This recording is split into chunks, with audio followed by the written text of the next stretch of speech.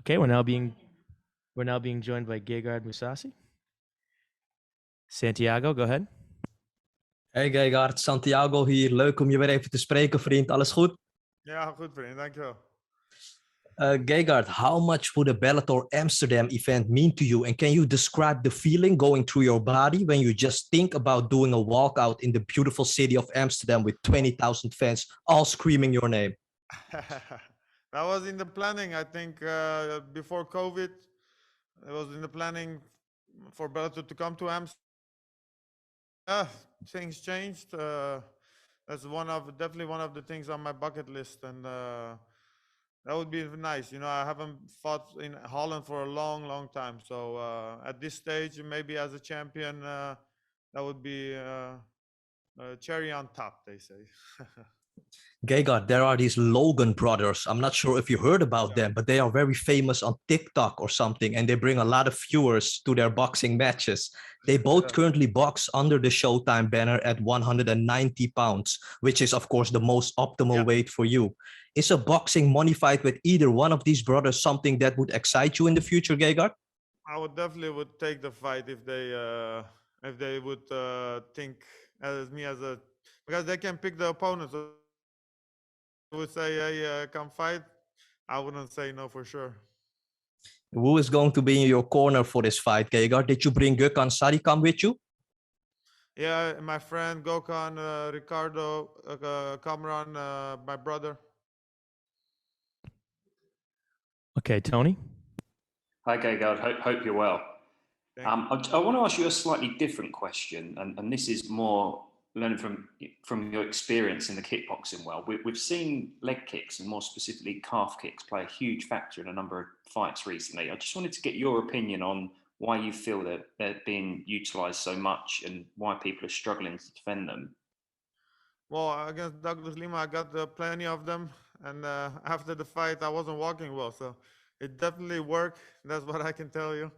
And yeah, with kickboxing, they used to kick in the upper leg. Now calf, it's easier, it's faster, so it's definitely efficient. I tried it. I'm gonna try it also. I tried it in training. I don't know if I can do it in the fights, but definitely a new thing, and it's working. That I can tell you.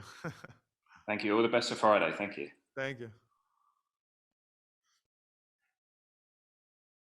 Michael, go ahead.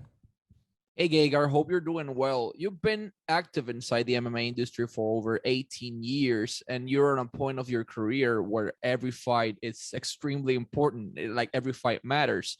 Where do you keep finding that motivation to fuel that fire you have inside you for this industry?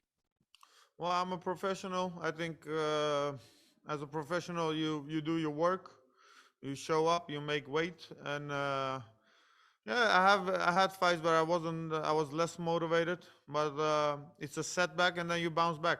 And so far, yeah, like I said, the professional, I have to do my job. Edward, go ahead. Hi, Gegard. You just mentioned motivation, and in the past you mentioned your mood going into a fight affecting your performance. So I'm just wondering, going into this one, where's your mood at? It's good, especially the last two fights were decision fights. I'm not satisfied, and so it's also style of the fighter. Douglas Lima, he didn't bring the fight to me. So this guy, he wants to he needs the takedowns to win the fight. So, and I'm not gonna lay down just fighting from my back. My plan is to get right back up and just, if it's necessary, fight him. And then if it needs to be technically stand up, I don't think he can hang with me there. Cool, thank you. Gene, go ahead. Kind of along the same lines of what you just said, though. I know your game is pretty well rounded, and he's more of a grappler. Does that do you think that will dictate where you want to go with him, or do you think you can beat him at his strengths as well? Well, definitely gonna try to. If I can, I will take him down 100%. But I think he will look for the takedown constantly, and if he fails, I wouldn't mind punching him and doing some ground and pound on him. So definitely an option to go on the ground, 100%. I know you've spoken in the past about moving back up to 205. Is it any more appealing now with the big names that they have brought in for the Prix and the possible opponents and the big matches that could be made for you? Well, it's gonna take me a while to put the weight on. So for me, the most interesting thing is whoever wins the Grand Prix to fight him. Mills, go ahead. Hey, how's it going? This is Mills, part of Pub Sports Radio. I just got a question for you, champ, man. I mean, you haven't lost and you only lost one fight in the last 6 years. And I mean, you have some wins over the biggest names out there and everything. So take me into the locker room when you're walking out. Like, what's in your mind when you're going into that ring? Are you going out there ready to kill? Are you going out there for a 3-minute, 3-round war? Take us in the mind of Gegard Mousasi. Well, you just think of the things that might happen.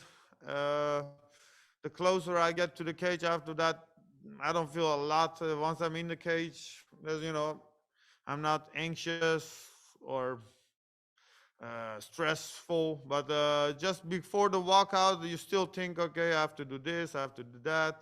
What if this happens? And so you're still thinking. But once you're walking to the cage, there's no thinking. It's already on autopilot. Todd, go ahead. Hey, Gegard, this is Todd with Fight.News. Can you hear me okay, buddy? Yes, sir. Hey, first of all, I want to give you a happy belated birthday there, champ. Thank you. Hey. So first of all, you've already defended this belt here at Bellator. And this is not the first time that you've been a champion, not your first rodeo, as they like to say. And you've talked about mindset. Do you feel the same pressure of defending the belt this time, now that you've already defended it before? I mean, how does that play into this fight compared to the last one now that you're the champ? Well, to be honest, I haven't. The first time I fought for the belt, that was, different feeling. It was my goal for a long time. Against Douglas Lima or John Salter, I haven't been really thinking about the belt. I just look at them as my opponents. So I never thought, oh, well, I'm defending my belt. It's just focus on the opponent, because on paper, the belt is on the line. But if you step in the cage, there's not a belt waving there, or, you don't see a belt. So it's just focused on the opponent, All right, Gegard, that was the last one, man. Thanks for the time. Yeah, no problem. Thank you.